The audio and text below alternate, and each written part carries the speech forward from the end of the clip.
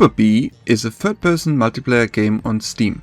I usually start reviews by explaining to which genre a game belongs to, so viewers can get a grasp of what the game is all about. With Super Bee, this categorization appears pretty difficult. It seems to want to be a game of everything, like a mix of Roblox and Fall Guys elements perhaps. Maybe Blankos Block Party would be an even more fitting comparison, a game which I also reviewed on this channel, link at the end of the video. A difference to those games, however, is that you can't actually create your own levels in Super Bee. Instead, you have to choose from around 10 pre-made game modes by the developers. The variety isn't actually too bad. You have two different Battle Royale modes with Classic Battle Royale and Battle Isle, which are the same game mode just on different maps. You have classic game modes like Team Deathmatch, Capture the Flag, Bomb Defusal, and a gun game mode called Random Weapon Challenge. Bomb Defusal and Random Weapon Challenge are FPS game modes, while all the others are played as third-person shooters.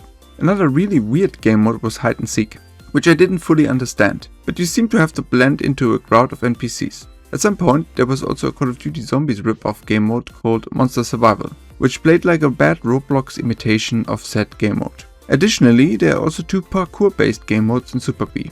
Obstacle Race is a scuffed version of classic Fall Guys racing stages, and Parkour Game is a much longer platforming parkour which took most of its difficulty from the poor and imprecise movement controls in Super Bee. Interestingly enough, I saw additional game modes and maps in the trailer of the game, which I never experienced in-game. Maybe they're supposed to be added in at a later stage, if the game even manages to exist for much longer. Super Bee was already dead on arrival. The game launched with an all-time Steam player peak of less than 50 and has only reached 10 simultaneous players on 2 days in the last 3 months. For a game with a focus on online multiplayer, that's beyond devastating. I've played all game modes in this game and I've never met another player. At least the lobbies fill up pretty quickly with bots, which keeps Super Bee playable. But is that even worth it? The gameplay in all game modes is not good. Movement and gunplay feel stiff and unprecise, like the game wouldn't even have proper analog movement. It made the platforming levels way more cumbersome than necessary, but shooting stages are not really better. I also experienced no differences when switching between mouse and keyboard and controller. The gameplay isn't broken, but it's also not fun. There are hundreds of games out there which do the same in better. Outside of the regular game modes, you can also take a stroll through a hub world called Brick City. There is, however, nothing really to see or do there. Social features don't work if the player base of your game is non-existent. You can also visit the homes of other players, but the housing feature is locked behind a monthly subscription. This game, with a totally dead player base, has 3 tiers of a monthly subscription for 5, 10 and 20 euro or dollar per month. That is absolutely insane. Who in their right mind would pay 20 bucks per month for an online multiplayer game with no players? And there is of course also a battle pass for 15 euro and a shop with a bunch of skins available for purchase. You can theoretically earn a bit of currency just by playing the game, but it's a long grind and totally not worth it in a dead game. Let's also take a short moment to talk about the visuals of the game, which are really poor. You could easily call it terrible without lying. Even Roblox looks nearly good in comparison. The fact that the developers, however, advertised this game on Steam as having AAA visuals is a contender for Joke of the Year. If those graphics are AAA, then I don't want to ever see bad visuals, because that would probably make my eyes hurt.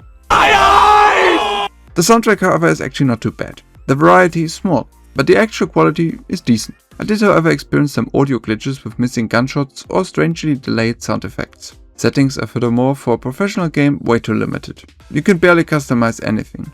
This seems more akin to something we would see on a mobile game. Super Bee also features 66 Steam achievements, which initially seemed to be broken. I and some of the few other players fulfilled the requirements for a bunch of them without being able to unlock any of them.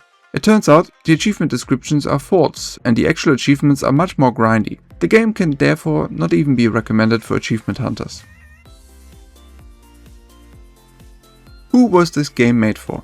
I'm not sure that there actually is a target audience for Super Bee out there. The gameplay and visuals make the game look like an inferior Roblox copy.